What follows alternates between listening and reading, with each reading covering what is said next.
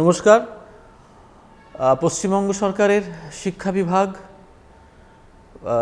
বিশেষজ্ঞ কমিটি, পশ্চিমবঙ্গ সরকার, পশ্চিমবঙ্গ সরকারের সমগ্র শিক্ষা অভিযান এবং মধ্যশিক্ষা পর্ষদ এদের যৌথ প্রচেষ্টায় আমরা তৈরি করে ফেলেছি ব্রিজ মেটেরিয়াল, যার পোশাকি নাম শিখন সেতু। আমরা এই শিখন সেতু, এই যে ব্রিজ মেটেরিয়াল, এইটি কিভাবে আমরা ব্যবহার করব, কতদিন ধরে ব্যবহার হবে, এই সংক্রান্ত বিষয় নিয়ে আমরা এখন কথা বলবো। আমি ঋত্বিক মল্লিক, বিশেষজ্ঞ কমিটির সদস্য। আমার সঙ্গে রয়েছে রাতুল গুহ, রাতুলও বিশেষজ্ঞ কমিটির সদস্য। যে কথাটা আমরা সবাই জানি এবং জানিয়ে আমাদের গত 2 বছর আমাদের সবচাইতে বড় চিন্তা এবং উদ্বেগের যে কারণ ছিল সেটি হচ্ছে এই একটা মহামারীর সময়। এই মহামারীর আক্রমণ থেকে বাঁচতে খুব স্বাভাবিকভাবেই দীর্ঘদিন বিদ্যালয় বন্ধ ছিল এবং বিদ্যালয় বন্ধ থাকলেও অনলাইনের মাধ্যমে কখনো টিভি, কখনো রেডিও, কখনো টেলিফোন, অর্থাৎ সরাসরি ক্লাসরুমকে একটু দূরে রেখে যাতে সংক্রমণ না হয়, বাকি যতগুলি বিকল্প পদ্ধতি হতে পারে তার মাধ্যমে পশ্চিমবঙ্গ সরকারের বিদ্যালয় শিক্ষা বিভাগ চেষ্টা করেছিল তাদের ছাত্রছাত্রীদের কাছে পৌঁছানোর। এখন স্কুল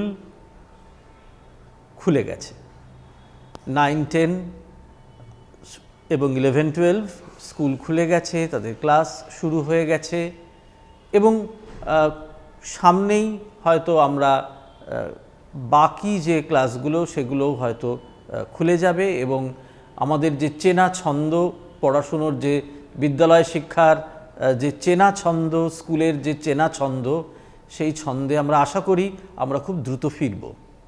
কিন্তু সেই চেনা ছন্দে ফেরার মধ্যেই একটা অস্বস্তি বলতে পারেন, একটা খটকা, একটা অসুবিধে তৈরি হয়েছে ছাত্রছাত্রীদের ক্ষেত্রে, ছাত্রছাত্রীদের পঠন পাঠনের ক্ষেত্রে। অসুবিধাটা হলো এই যে তারা স্কুল খোলার আগে তারা শেষ স্কুলে এসেছিল 2020 সালের মার্চ মাসে, অর্থাৎ 2020 সালের বেশিটা সময় এবং 2021 সাল প্রায় সবটাই স্কুল বন্ধ থাকার কারণে যতই আমরা চেষ্টা করি বিকল্প মাধ্যমে পৌঁছানোর, একটা পড়াশুনোর ক্ষেত্রে একটা গ্যাপ, একটা ফাঁক, যাকে আমরা লার্নিং গ্যাপ বলছি, সেটা তৈরি হয়েছে। এটা খুব স্বাভাবিক। এখন যখন তারা আবার স্কুলে আসছে, খুব স্বাভাবিকভাবেই আমাদের বিদ্যালয় শিক্ষা বিভাগ এইটা নিয়ে যথেষ্ট উদ্বেগের মধ্যে আছেন যে কিভাবে এই লার্নিং গ্যাপকে মিনিমাইজ করা যায়, কিভাবে এই ফাঁক পূরণ করা যায়। এই লক্ষ্যেই বিদ্যালয় শিক্ষা বিভাগ এবং পশ্চিমবঙ্গ সরকারের যে সমগ্র শিক্ষা অভিযান, এদের নির্দেশে বিশেষজ্ঞ কমিটি একটি ব্রিজ মেটেরিয়াল তৈরি করে। যে কথাটা বলছিলাম, যে ব্রিজ মেটেরিয়ালের নাম শিখন সেতু। সেই শিখন সেতু যে তৈরি হয়েছে, সেই শিখন সেতু তৈরির ক্ষেত্রে মূল যে জায়গাটা ছিল সেটা হচ্ছে এই 2 বছরের লার্নিং গ্যাপ। অর্থাৎ ধরুন যে ক্লাস 9-এ উঠতে চলেছে 2022 সালে, সে তো ক্লাস 7-এর গোড়ার দিকে ফার্স্ট সামেটিভ অবধি সে স্কুলে এসেছিল। তাহলে বাকি ক্লাস 7 এবং ক্লাস 8, এই 2 বছরের যে তার যে পড়ার বিষয়, সেইটাকেই আমরা কত তাড়াতাড়ি, কত সহজে তার 9-এর যে পড়ার বিষয় তার সঙ্গে জুড়ে দিতে পারি, সেতু নির্মাণ করতে পারি। আমাদের ব্রিজ মেটেরিয়াল কিন্তু সেইভাবেই তৈরি হয়েছে। এবং এই যে ধরুন 2 বছরের একটা জিনিস, সেইটাকে 3 মাসের মধ্যে, 100 দিন বলুন বা ফার্স্ট সামেটিভের আগে যে 3 মাস সময় পাওয়া যায়, সেই 3 মাস, প্রধানত 3 মাস, তার মধ্যে এই 2 বছরের পাঠ্যবস্তুকে নিয়ে আসা, এটা ছিল আমাদের কাছে সবচেয়ে বড় চ্যালেঞ্জ। এবং এই যে একটা বড় সময়কে খুবই ছোট সময়ের মধ্যে তার পাঠ্যবস্তুকে নিয়ে আসছি, এইটাকেই আসলে আমরা বলতে চাইছি অ্যাক্সিলারেটেড লার্নিং প্যাকেজ। অর্থাৎ পড়াশুনো, লার্নিংকে দ্রুততার সঙ্গে এগিয়ে নিয়ে যাওয়া, যেটা আমার পিছনের ক্লাসের যে দুটো, অর্থাৎ আমি ক্লাস 9-এ উঠছি, ক্লাস 7 এবং ক্লাস 8-এ, সেই জন্য ব্রিজ মেটেরিয়ালকে আমরা ওই লার্নিং, অ্যাক্সিলারেটেড লার্নিং প্যাকেজ বলছি। কিন্তু এটা কিভাবে তৈরি হলো, কি তার এর ভেতরে রসায়ন কেমন, আমরা সেইটাই একটু আলোচনা করে নিচ্ছি। আমি একটু রাতুলের কাছে যাব যে ঠিক কোন সময়ে কিভাবে আমরা কেমন করে তৈরি হয়েছে একটু পরে আসছি। আগে এটুকু আমরা আলোচনা করে নিই যে আমাদের যে শিখন সেতু সেটা তো তৈরি হয়ে গেছে, স্কুলে ঠিক সময় চলেও যাবে, কিন্তু সেটা ব্যবহার করা হবে কি করে, এইটার দিকে রাতুল যদি একটু আলোকপাত করো। হ্যাঁ ঋত্বিক, তুমি যেমনভাবে বললে যে এই যে ওয়ার্ডটা ব্রিজ বা সেতু, এর মধ্যেই কিন্তু আমাদের বিভিন্ন প্রশ্নের উত্তর লুকানো আছে। গত 2 বছর প্রায় প্যান্ডেমিকের কারণে স্টুডেন্টরা ফিজিক্যালি স্কুলে আসেনি। গভর্নমেন্টের তরফ থেকে নানান ভার্চুয়াল প্ল্যাটফর্মের মাধ্যমে এফোর্ট নেওয়া হয়েছে এবং তার সাথে মডেল অ্যাক্টিভিটি টাস্কও পৌঁছানো হয়েছে। কিন্তু একই সঙ্গে এটা হতেও পারে যে এই এত কিছু সত্ত্বেও because of the physical absence in the school there could be some learning gaps. এবার সেই লার্নিং গ্যাপটাকে অ্যাড্রেস করার জন্য, কম্পেনসেট করার জন্য এই শিখন সেতু বা ব্রিজ মেটেরিয়াল। এবার ঋত্বিক যে কথাটা বলছিল যে অ্যাক্সিলারেটেড লার্নিং প্যাকেজ আমরা ব্রিজ মেটেরিয়ালকে বলছিল, কিভাবে অ্যাক্সিলারেট করবে। আসলে গত 2 বছরের যে এক্সপেক্টেড লার্নিং আউটকামগুলো ছিল তার বিষয় ভিত্তিক, সেটা তো অনেক ক্ষেত্রেই ঘাটতি থাকতে পারে যেহেতু তারা ফিজিক্যালি স্কুলে আসেনি। সেই এক্সপেক্টেড লার্নিং আউটকাম সব সামর্থ্যই জরুরি, কিন্তু কিছু জিনিস থাকে দেখবেন যেগুলো অপরিহার্য, ইনডিসপেন্সেবল, যেগুলো না হলেই নয়। আমরা এই ব্রিজ মেটেরিয়াল বা শিখন সেতু তৈরি করার ক্ষেত্রে সেই লার্নিং আউটকামগুলোকে আমাদের এই ব্রিজ মেটেরিয়ালে রেখেছি যেগুলো নিতান্তই অপরিহার্য এবং যেটা না জানলে পরের ক্লাসকে কানেক্ট করা যাবে না। অর্থাৎ ঋত্বিক যেমন বলছিল যে ক্লাস 9-এ সে হয়তো লাস্ট ক্লাসে এসছে 7-এর একদম শুরুর দিকে, তার মানে যে 9-এ উঠছে তার মানে 7 আর 8-এর অনেকটা জায়গা তার কাছে ফাঁক রয়ে যাচ্ছে। আমরা সেই জায়গা থেকে যে মূল ইম্পর্টেন্ট এরিয়াগুলো, ইম্পর্টেন্ট ইন্ডিসপেন্সেবল অপরিহার্য সামর্থ্যগুলো, সেই সামর্থ্যগুলোকে মাথায় রেখে কন্টেন্ট ডেভেলপ করেছি, যে কন্টেন্টটা কিন্তু তার এবার সে যখন 9-এ উঠছে তার প্রথম 3-3.5 মাস বা 100 দিনে ক্লাসরুমে আলোচনা করা হবে।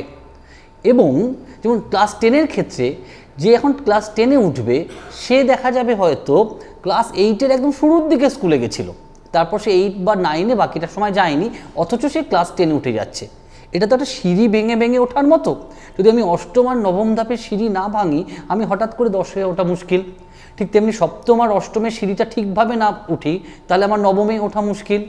তাই আমরা ওই ভীষণ ইম্পর্টেন্ট ইন্ডিসপেন্সেবল লার্নিং আউটকামগুলোকে রেখেছি আমাদের এই মেটেরিয়ালে, এবং প্রথম 3-3.5 মাস ক্লাসরুমে এই লার্নিং আউটকামগুলোকে বেস করে যে ব্রিজ মেটেরিয়াল হয়েছে সেটার চর্চা হবে।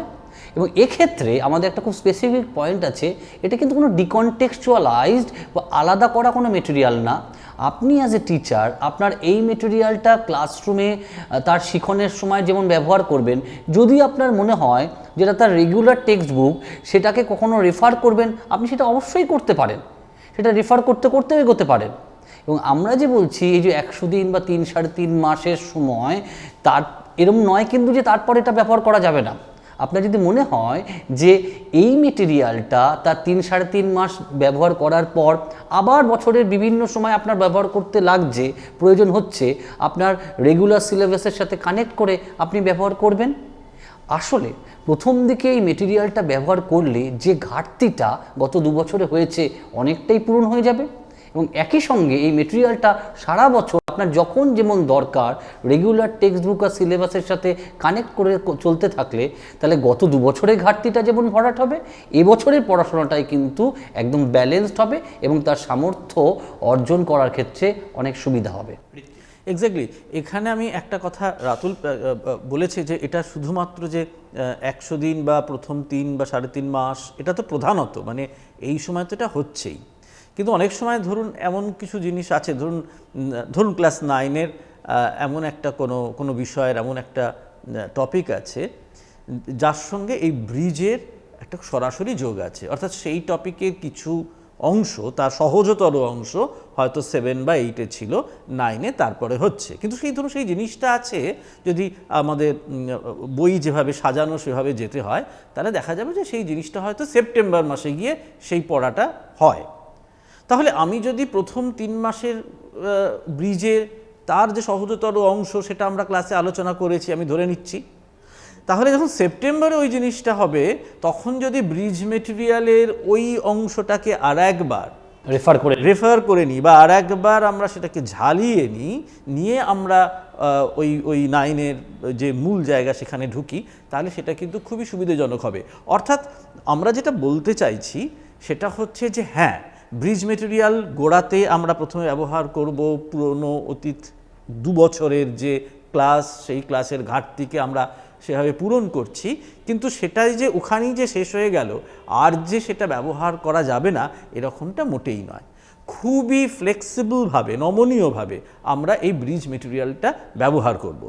একটা কথা রাতুল আমি একটু যোগ করতে চাই, মানে আমি চাই তুমি একটু বলো, সেটা হচ্ছে যে এই ব্রিজ মেটেরিয়াল যখন স্কুল স্বাভাবিকভাবে খোলা ছিল তখন একটা first summative, second summative, third summative থাকতো, তার সঙ্গে আমাদের চলতো আমাদের সিসি মানে আমাদের যে ফর্মেটিভ পার্ট সেটা চলতো। এই পার্টিকুলার 3 মাস যে সময়ের কথা আমরা বলছি, যে সময়তে প্রধানত ব্রিজ মেটেরিয়াল ব্যবহার হবে, সেই সময়ের মূল্যায়নের ধরনটা কি হবে? দেখো, এই সময় তো আমাদের প্রথম 3-3.5 মাস অন্তত ব্রিজ মেটেরিয়ালটার উপর তো খুব স্ট্রেস করা হচ্ছে, তাই আমাদের 3-3.5 মাস বাদে যখন প্রথম সামেটিভটা হবে তখন কিন্তু মূলত আমাদের এই ব্রিজ মেটেরিয়াল থেকেই সেই মূল্যায়নের প্রেক্ষিতটা তৈরি হবে। মূলত এই ব্রিজ মেটেরিয়ালের উপরই মূল্যায়ন হবে এবং টিচারের যদি মনে হয় এই ব্রিজ মেটেরিয়ালের মূল্যায়ন করার ক্ষেত্রে কোনো ক্ষেত্রে তার কোরিলেটেড রেগুলার টেক্সট বুকের জায়গাটা, রেগুলার সিলেবাসের কোনো কম্পোনেন্টের জায়গা তিনি মূল্যায়নে আনবেন, তিনি আনতেই পারেন, কিন্তু একটা জিনিস চেক করে নিতে হবে যে এই ব্রিজ মেটেরিয়ালটা মূল্যায়নের মাধ্যমে দেখে নিতে হবে সে আসলে গত 2 বছরের ঘাটতি পূর্ণ করতে পেরেছে, তো সে এখন এই ক্লাসের জন্য যথেষ্ট উপযুক্ত বা সক্ষম, তো এটা কিন্তু মূল্যায়নের মাধ্যমে চেক করে নিতে হবে। আর ঋত্বিক, এখানে আরেকটা কথা আমি যোগ করতে চাইব, আমরা যেমন এই ব্রিজ মেটেরিয়ালে গত 2 বছরের ঘাটতি পূরণের জায়গাটাও রেখেছি, একই সাথে এই বছরে সে যে ক্লাসে উঠলো, ধরে নিচ্ছি যে 9-এ উঠছে তার শিখন সেতুতে 7 আর 8-এর অপরিহার্য অংশগুলোকে, আউটকামগুলোকে রিলেট করা হয়েছে, এবং একই সাথে সে যেমন 9-এ উঠছে তার 9-এর রেগুলার সিলেবাসের কিছু ফাউন্ডেশনাল কম্পোনেন্ট, কিছু ভিত্তি শক্তিশালী করার কম্পোনেন্টও কিন্তু এই ব্রিজ মেটেরিয়ালে আছে। ফলে এটা মনে করার কোনো কারণ নেই যে প্রথম 3-3.5 মাস বা কোনো সময় এই ব্রিজ মেটেরিয়ালটা ব্যবহার করলে গত 2 বছরের শুধু ঘাটতি পূরণ হচ্ছে, তা নয়। গত 2 বছরের ঘাটতি যেমন পূরণ হচ্ছে, তেমনি এবছরের সক্ষমতা তৈরি করার জায়গাটাও কিন্তু হচ্ছে।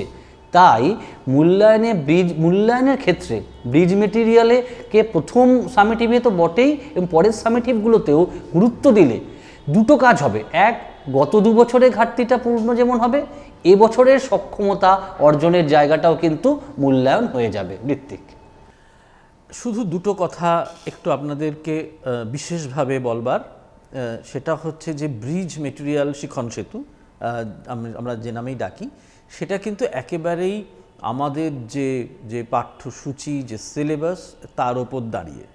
অর্থাৎ সেটা ব্রিজের ক্ষেত্রেই হোক বা ফাউন্ডেশনের ক্ষেত্রেই হোক, যা আছে সিলেবাসে তার ওপর দাঁড়িয়ে এই জিনিসটা তৈরি হয়েছে। এবং দ্বিতীয় কথা সেটা হচ্ছে, যেটা রাতুল ছুঁয়ে গেছে, আমি আরেকটু বিস্তারিত বলবো, সেটা হচ্ছে যে পাঠ্যপুস্তকের সঙ্গে ব্রিজ মেটেরিয়ালের শিখন সেতু কিন্তু অঙ্গাঙ্গিভাবে জড়িত। অর্থাৎ ব্রিজ মেটেরিয়াল যখন এগোচ্ছে, শিখন সেতু যখন এগোচ্ছে, তখন মাঝে মাঝেই পাঠ্যপুস্তক এইটাকেও কিন্তু আমাদের সামনে আনতে হবে। এবং এই পাঠ্যপুস্তক কিন্তু শুধুমাত্র ধরুন আমি ক্লাস 9-এর কথা বলছি, ক্লাস 9-এর হবে তা কিন্তু নাই হতে পারে, তার 7 এবং 8-এর পাঠ্যপুস্তকও কিন্তু প্রয়োজন হতে পারে।